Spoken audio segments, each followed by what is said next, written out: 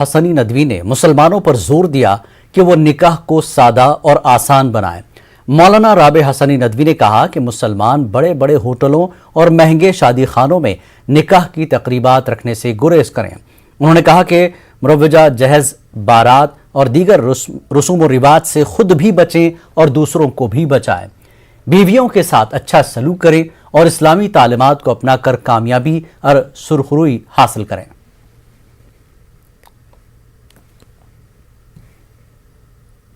Karnataka अक़लियती commission ने loudspeaker पर अजान के मुतालिक वक्फ बोर्ड के सर्कुलर पर तशवीश का इजहार किया है। इस मामले में सदाए इत्तेहाद के वफद ने आज अक़लियती कमीशन के चेयरमैन अब्दुल अजीम से मुलाकात की।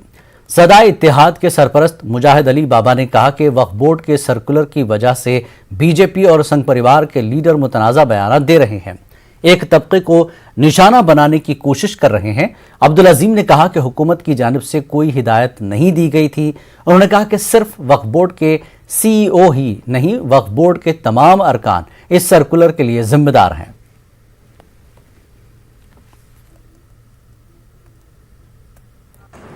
अब जहां तक अजान का मामला, सरकार की तरफ से कोई डायरेक्शन नहीं आया,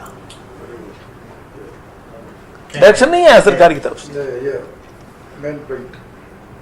समझो कि हाई कोर्ट का डिसीजन आने के बाद में सरकार को अगर पार्टी बनाया गया तो सरकार की तरफ से अगर कोई डायरेक्शन अगर आया है, आ भी गया, तो तुम जो बैठकर फैसला करो।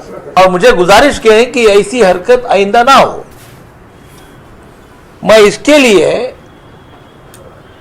पूरे वक्फ बोर्ड को जिम्मेदार ठहराता हूं। तुम्हारे अंडर में काम करने वाला सीईओ बगैर तुम्हारे हुक्म के, बगैर तुम्हारे एंडोर्समेंट के अपने तरफ से सर्कुलर कैसे इशू कर सकता है? सर्कुलर का ऐलान कर दिए थे, यह गलत हुआ है। इस वजह से उनका फर्ज बनता था कि पहले वो उलमा मुफ्तियान को बुलाएं, उनसे राय मशवरा करें, उसके बाद में अगर वो कहते तो बात ठीक थी। जो अपनी मनमानी जो अपनी तरफ से वो किए वो गलत है। उस बात को उनको हमने याद दिलाया कि आइंदा ऐसी हरकत ना करें। सिर्फ सदायत ध्यान चुप नहीं बैठेगी और सदायत कर्नाटक के अंदर हर कोने में कहाँ भी तकलीफ होती है, इंशाअल्लाह कर्नाटक के अंदर कहाँ भी तकलीफ होती है सदायत पहुँचेगी, आवाज़ सदायत उठाएगी। मध्य प्रदेश में कोरोना का कहर बढ़ते ही टेस्टिंग और टीकाकारी की मुहिम को तेज कर दिया गया। मसाजिद कमेटी में लगाए गए कोरोना वैक्सीनेशन कैंप में शहर काजी सैयद मुश्ताक अली नदवी के साथ दूसरे उलमाए दीन ने भी कोरोना का टीका लगवाया। इस मौके पर शहर काजी सैयद मुश्ताक अली नदवी ने आवाम से अपनी सेहत का ख्याल रखने और मास्क लाजमी तौर पर लगाने की अपील की। शहर काजी सैयद मुश्ताक अली नदवी ने कुछ इस अंदाज में कोरोना मुहिम को लेकर अपने ख्यालात का इजहार किया। देखिए, एक अरबी में कहा जाता है अल-विक़ायतु खैरुम मिनल इलाज, और इंग्लिश में कहते हैं prevention is better than cure. और इसी के साथ ये बात समझना चाहिए कि सेहत अल्लाह की एक बड़ी नेमत है। इस्लाम ने हर उस चीज़ को हराम किया है जो सेहत को ख़राब करने वाली हो, और हर उस चीज़ की इजाज़त दी है जो सेहत को अच्छी रखे। इसलिए हर आदमी की ज़िम्मेदारी बनती है कि हर उस काम को इख्तियार करे जिससे उसकी सेहत अच्छी होती है, और हर उस काम से बचे जिससे सेहत ख़राब होती है। तो इस वक्त जो बीमारी फैली हुई है, तो इस वक्त एक्सपर्ट ये कहते हैं कि इससे बचने का एक इलाज ये है कि आदमी वैक्सीन लगवा ले। तो इसलिए हम भी ये कहते हैं कि भाई जो लगवाना चाहे लगवा ले, कोई ज़बरदस्ती। मध्य प्रदेश में कोरोना के बढ़ते कहर को खत्म करने के लिए शिवराज सिंह सरकार ने रियासतगीर सतह पर संकल्प मुहिम को शुरू करने का फैसला किया है। 23 मार्च को शिवराज सिंह सरकार को 1 साल मुकम्मल होगा। इस दिन को यादगार बनाने के लिए हुकूमत ने कोरोना के खिलाफ संकल्प मुहिम के तौर पर मनाने का फैसला किया है। 23 मार्च की सुबह 11 बजे और शाम 7 बजे सायरन बजाया जाएगा और उस वक्त जो जहां भी है वहीं पर 2 मिनट खड़ा होकर कोरोना के खिलाफ मुहिम का हिस्सा बने और मास्क लाजमी तौर पर लगाने का अहद करेगा। इस ताल्लुक से वज़ीर आला शिवराज सिंह कुछ इस अंदाज में अपने ख्यालात का इजहार करते हैं।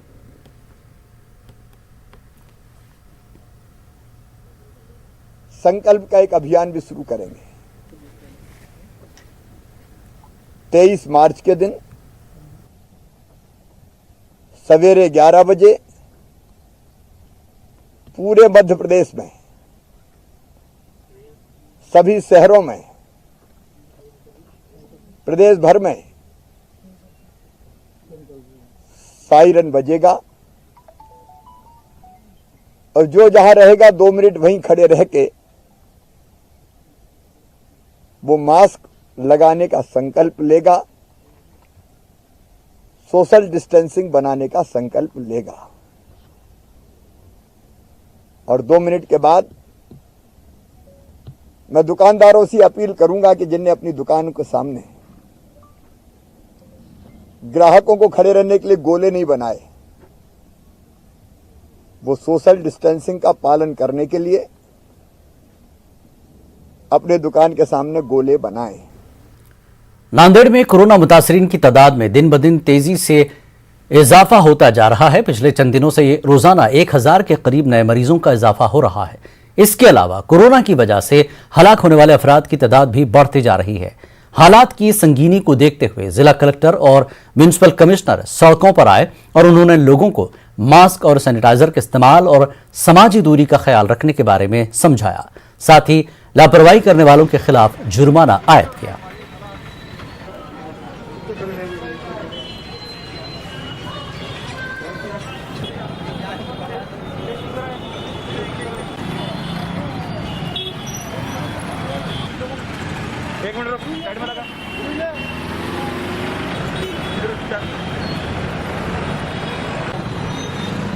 है। तो अभी मेरा यही बोलना है कि प्रशासन 24/7 रास्ते पे है। तो अगर हमारे नांदेड़कर वासियों ने सिर्फ ये जो 3 चीज़ है, 3 सूत्री, मास्क, सोशल डिस्टेंसिंग और फ्रिक्वेंटली हाथ धोना, ये अगर किया तो मैं निश्चित, मुझे यकीन है कि अगले 10 दिन में अपने पेशेंट कम हो जाएंगे। अभी मॉर्टेलिटी तो ऑलरेडी कम हो चुकी है अपनी 1 से अभी 0.44% मॉर्टेलिटी, जो अपनी पहले 2.5 से 3.5% थी, अभी वो 0.44% पे मॉर्टेलिटी आ गई है। यानी दवाखाने में हमारे डॉक्टर जो प्रयास कर रहे हैं वो सक्सेसफुल हुआ है। अभी मैं ये देख रहा हूँ कि जो 600-700 पेशेंट आ रहे हैं उसमें से 90% असिम्टोमेटिक है। तो उनके सर्वे के लिए हमने टीचर्स भी लगाया है। उनको सीसीसी में रखने के बजाय घर पे रहिए, हमारे टीचर उनको दिन में 3 बार फोन करेंगे। अगर उनको तकलीफ बढ़ी तो हम उनको शिफ्ट करेंगे हमारे एम्बुलेंस। राजस्थान हुकूमत की जानिब से कोरोना को लेकर जारी की गई गाइडलाइंस की पासदारी को लेकर अजमेर दरगाह कमेटी के अरकान अलर्ट हो गए हैं। ख्वाजा अजमेरी की दरगाह में हुकूमत की हिदायत को सख्ती से नाफिज करने का फैसला लिया गया है। दरगाह के नाजिम अशफाक हुसैन ने कहा कि दरगाह में आने वाले तमाम ज़ारीन को रियासती हुकूमत की नई हिदायत से वाकिफ करवाया जाएगा।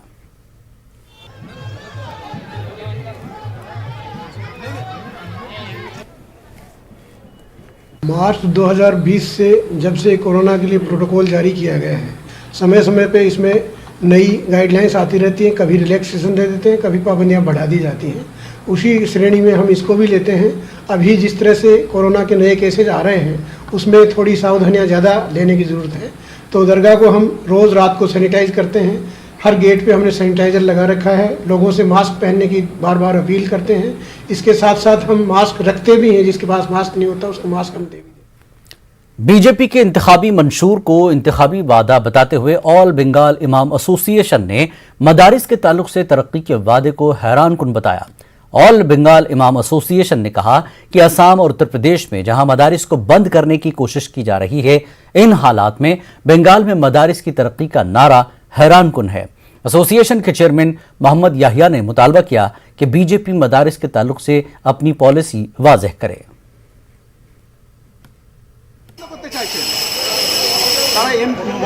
ইউপিতে মাদ্রাসা বন্ধ করতে চাইছে, এখানকার মানুষকে ধোঁকা দিচ্ছেন তারা, পিওর ধোঁকা দিচ্ছেন, এবার কোনো সন্দেহ নেই। কারা? বিজেপি। বিজেপি তো ভারতবর্ষের মানুষকে ধোঁকাই দিয়ে যায়। ওদের কাজ হচ্ছে ধোঁকা এবং মিথ্যার উপরে। বিজেপি কোথাও সত্যতা নেই, বিজেপি কোথাও কোনো সত্যি কথা বলে না। गुज़श्ता दिनों महाराष्ट्र के धुलिया 2008 फरकावाना फसादात के तमाम 60 मुलजमीन को मकामी सेशन कोर्ट ने 12 साल के तवील अरसे के बाद बाइज्जत बरी कर दिया है। 2008 फरकावाना फसादात मामले में बरी होने वाले मुलजमीन में 43 का ताल्लुक मुस्लिम समाज से है, जबकि 17 का ताल्लुक अक्सरियती फ़िरक़े से है। अदालत ने फैसला सुनाते हुए तमाम 60 मुलजमीन को बरी कर दिया। धुलिया फसाद मामले में जमात उलमा अरशद मदनी ग्रुप ने मुलजमीन की कानूनी लड़ाई लड़ी। अदालत ने नाकाफी सबूत की बुनियाद पर मुलजमीन को इल्जामात से बरी कर दिया। अदालत ने पुलिस के इल्जामात को मुस्तरद करते हुए वाज़ेह किया कि एक मुलजिम बैक वक्त 2 जगहों पर मौजूद नहीं हो सकता। धुलिया फसाद में 11 अफराद हलाक हुए थे, जबकि तकरीबन 400 अफराद जख्मी हुए थे। लेकिन 2013 के धुलिया फसाद मामले में अभी तक 2 इंक्वायरी कमीशन बैठ चुकी हैं, लेकिन फसाद मुतासरीन इंसाफ के मुंतजर हैं। मेरे ऊपर 5 केस डाल दिए जो 13 साल तक चले वो केस। तो जमीयत की मदद से हम लोगों को छुड़ाया गया और आज हम उनकी बदौलत यहाँ है। हमारा कारोबार भी पूरा ठप हो गया और जमीयत ने हमको खड़ा किया कुछ मदद करके, हमारे पूरे साथियों को भी। आज अल्हम्दुलिल्लाह 2008 का ये 13वां केस जो है तो एच.एस. सैयद साहब के कोर्ट में था, जिसमें टोटल 62 लोग थे। क्योंकि अपने जमीयतुल उलमा अरशद मदनी के जो ग्रुप काम कर रहा था वो 63 लोगों के ऊपर में काम कर रहा था। इसमें एडवोकेट अशफाक साहब काम कर रहे थे और बहुत मेहनत और जद्दोजहद के बाद में ये केस के अंदर में अल्लाह तबारक तआला ने कामयाबी अता फरमाई।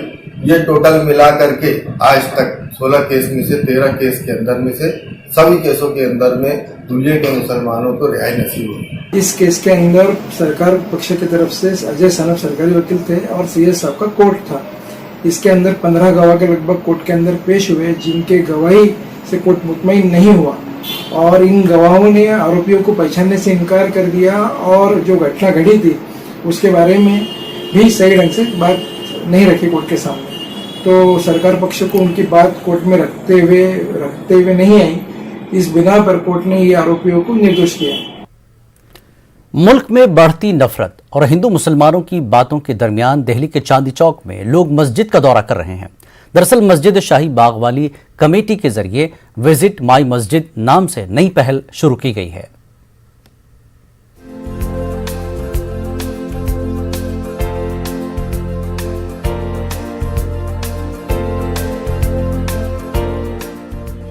दिल्ली के चांदनी चौक की भीड़भाड़ के दरमियान टाउन हॉल के पीछे लगभग ये मस्जिद शाही बाग वाली है। मस्जिद कमेटी के जरिए मस्जिद में विजिट की दावत पर कई गैर मुस्लिम मस्जिद पहुंच रहे हैं। मस्जिद पहुंचने वालों में हिंदू और सिख बिरादरी के काफी लोग शामिल हैं। मस्जिद का दौरा करके लोग काफी खुश नजर आए। उन्होंने न्यूज 18 उर्दू के साथ अपने तजुर्बात साझा किए।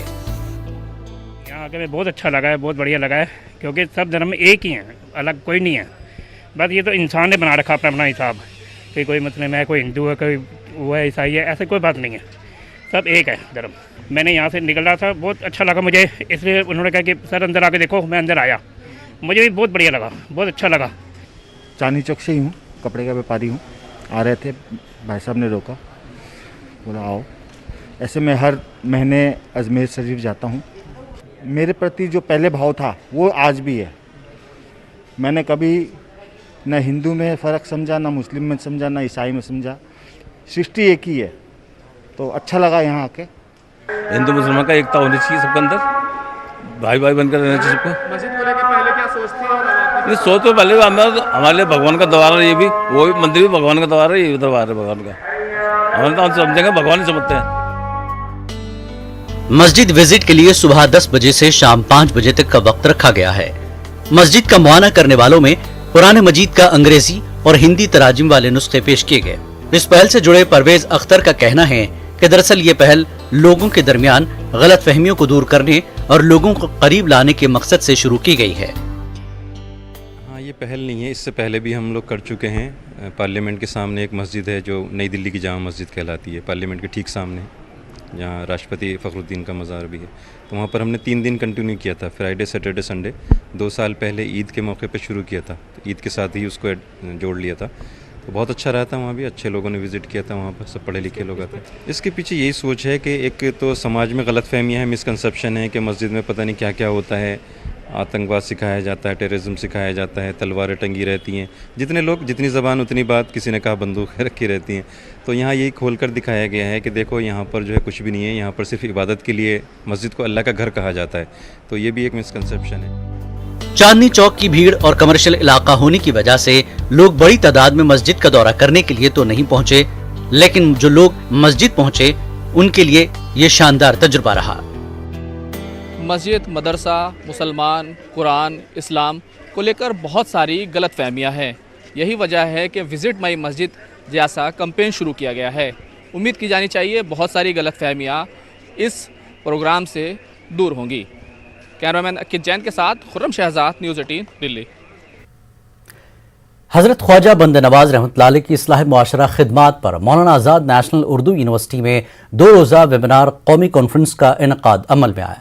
मौलाना आज़ाद नेशनल उर्दू यूनिवर्सिटी के शोबे फ़ारसी और कौमी काउंसिल बराए फ़रोग़ उर्दू ज़बान नई दिल्ली के इश्तराक से मुनक़्क़दा कॉन्फ्रेंस में मुक़र्रिरीन ने कहा कि ख्वाजा बंदे नवाज की इस्लाह मुआशरा से मुतल्लिक़ जो खिदमात रही हैं उन्हें मंजर आम पर लाया जाए तो इस कॉन्फ्रेंस का मकसद पूरा हो जाएगा। मानू के vice chancellor incharge professor SM Rahmatullah ने कॉन्फ्रेंस से खिताब करते हुए कहा कि यह अहद न सिर्फ औलिया इकराम की तालीमात का जिक्र करने और समझने का है बल्कि इन पर अमल करने और इसे दूसरों तक पहुंचाने का भी है। औलिया ने हमेशा शिर्क बिदात को दूर करने और इस्लाह मुआशरा की कोशिश की है, इन्हें आम करने की ज़रूरत है। कौमी काउंसिल बराए फ़रोग़ उर्दू ज़बान के डायरेक्टर डॉक्टर शेख अकील अहमद ने अपने पैगाम में कहा कि अगर कॉन्फ्रेंस में ख्वाजा बंदे नवाज की तख्लीक़ात को जमा करके NCPUL को भेजा जाए तो मैं इसे शाया करने की कोशिश करूँगा।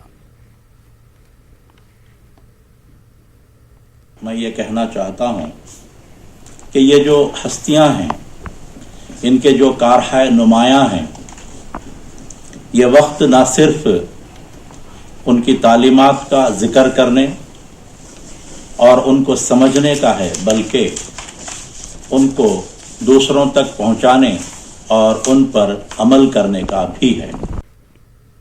वक्त एक ब्रेक के बाद फिर लौटेंगे।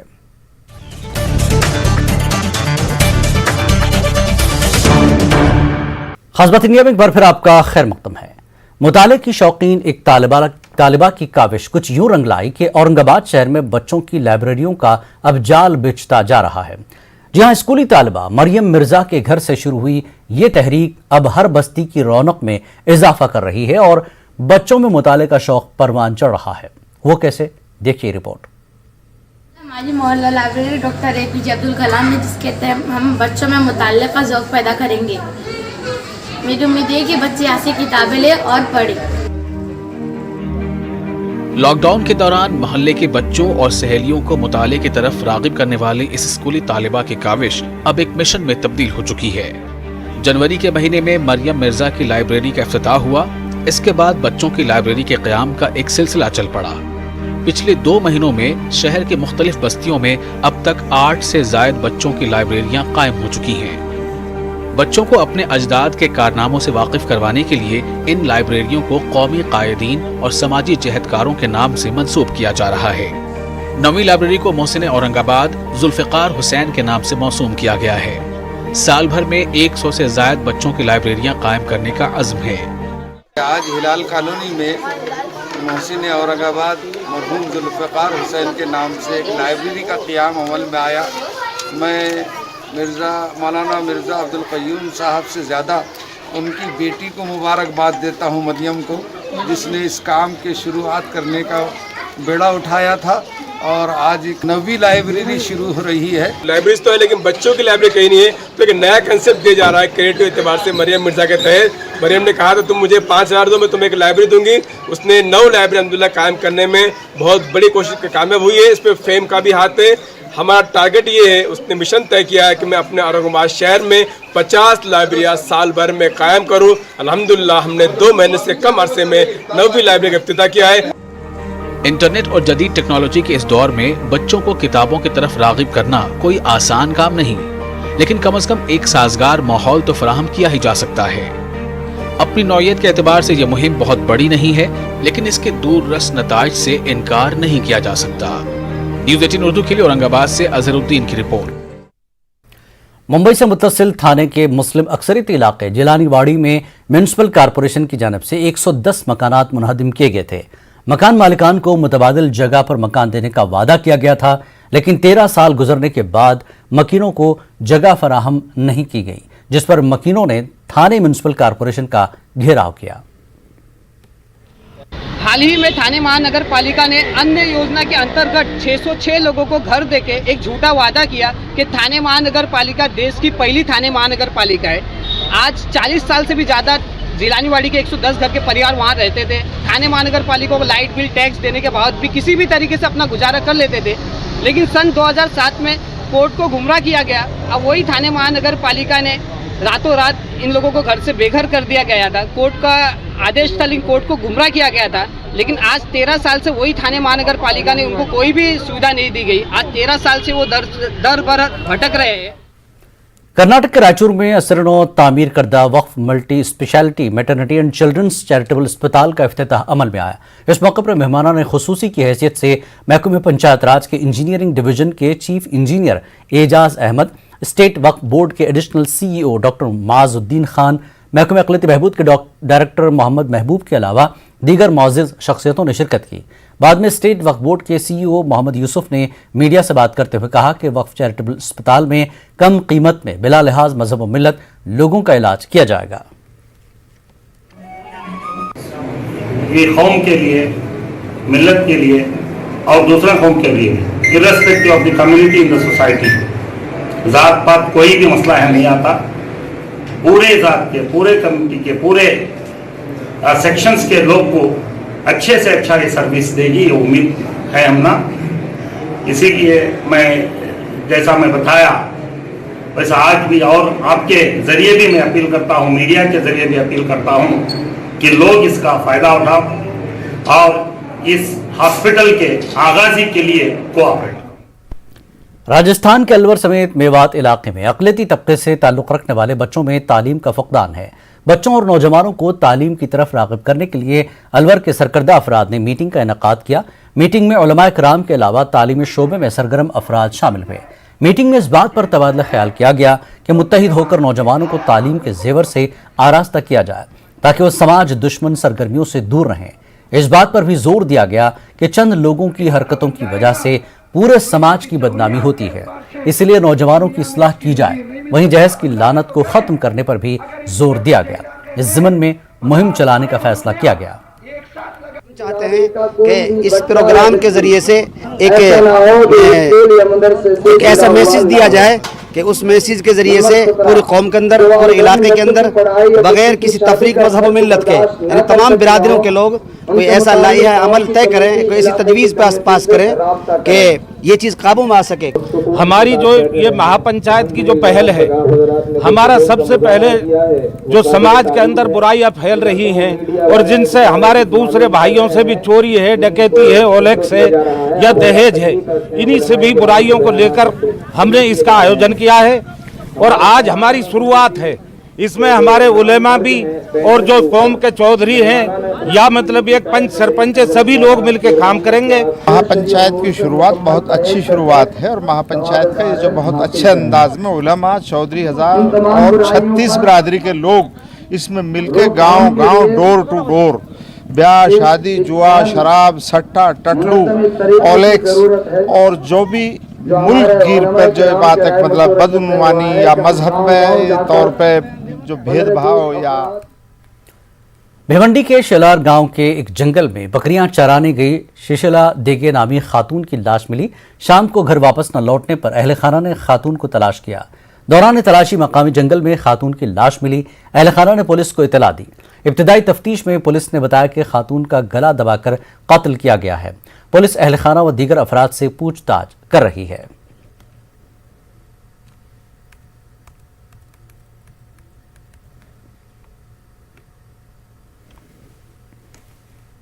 खास बात इंडिया में फिलहाल इतना ही। आदाब।